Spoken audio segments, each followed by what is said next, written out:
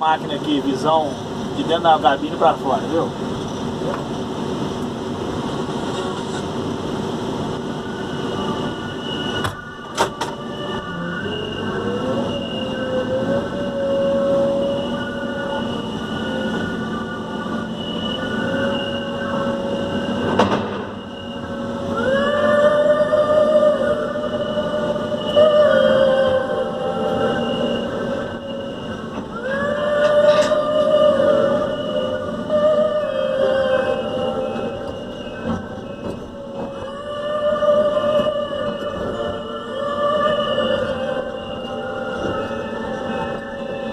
Galera, eu faço diferente. Eu jogo a metade da esteira aqui pra cima e giro ela e apoio pra levantar, né? Do retrovisor. Muita gente embarca direto.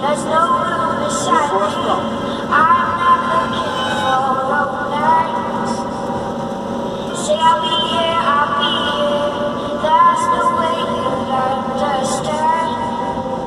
Aí eu uso o retrovisor. Levanta ela aqui, ó. E jogo ela pra trás. Segura ela ali, ó. Aí eu tô olhando o retrovisor aqui, ó.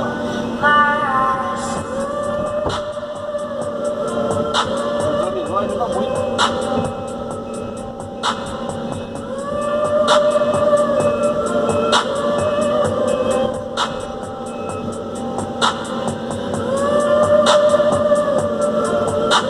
Bota o cabeção pra fora.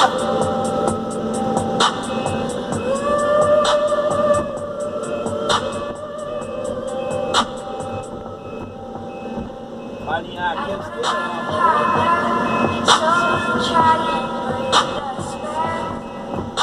aí de boa.